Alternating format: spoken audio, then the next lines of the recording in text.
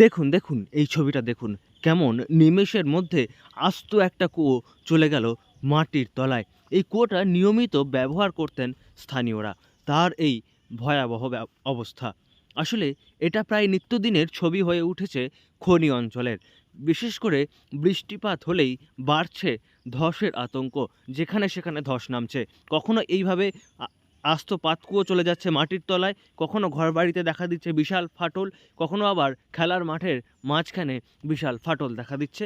আর সেই আতঙ্ককে সঙ্গী করেই বসবাস করতে হচ্ছে এলাকার মানুষকে। আগে ফেটেছিল, তারপর খোল ছিল, ভিতরে জাম ছিল না, তারপরে আস্তে আস্তে 7:30 সময় বসে গেল।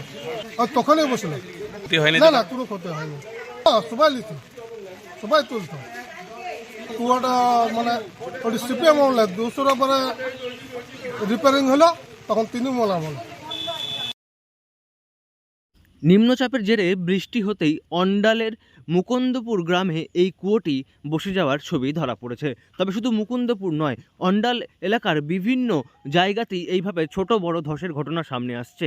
স্থানীয়রা বলছেন সারা বছরই এখন প্রায় ছোট বড় ধস নামতে দেখা যাচ্ছে, এবং যখন বৃষ্টিপাত হচ্ছে তখন যেখানে সেখানে বড় সড়ো ধস নামছে যখন তখন। প্রথমে ফাটা হয়েছিল, সকালবেলায় দেখছি যে আমি ইয়ে করে জল তুলছিল দুজনাতে, তো কাঁপছিল, তো সে যেমনি ছিঁড়ে গেছে আর তেমনি আস্তে আস্তে কেঁপে কেঁপে কেঁপে একবারে নিচে বসে গেল।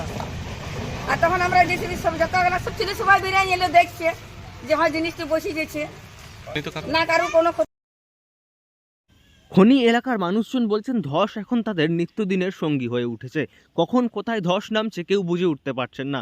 হঠাৎ করেই ধসের ঘটনা সামনে আসছে, অথচ পরিবার, ছোট ছোট ছেলে মেয়ে তাদের বসবাস করতে হয়। কখনো বাড়িতে বিশাল ফাটল দেখা দিচ্ছে, বাড়ি ধসে পড়তে পারে, কখনো ঘরের সামনে ফাঁকা মাঠে দেখা যাচ্ছে বিশাল ফাটল। তাই ইসিএল কর্তৃপক্ষের কাছে দ্রুত পদক্ষেপ করার আবেদন জানাচ্ছেন তারা।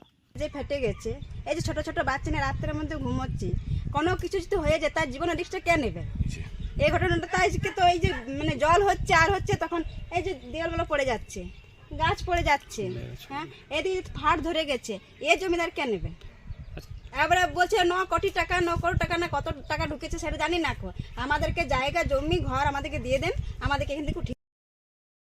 স্থানীয়রা চাইছেন দ্রুত তাদের জন্য পুনর্বাসনের ব্যবস্থা করা হোক। অন্যদিকে বিশেষজ্ঞরা মনে করছেন খনি এলাকার মাটি আলগা হয়ে যাচ্ছে। সেই কয়লা উত্তোলনের পর সেই জায়গা ভালোভাবে ভরাট করা হচ্ছে না। অন্যদিকে বৃষ্টিপাতের পর মাটি আলগা হয়ে ধসে যাচ্ছে, আর যার ফলেই এমন ছোট বড় বিভিন্ন ধসের ঘটনা সামনে আসছে, যা সত্যিই চিন্তার বিষয় হয়ে উঠছে। অন্ডাল থেকে নয়ন ঘোষের রিপোর্ট, লোকাল 18 বাংলা।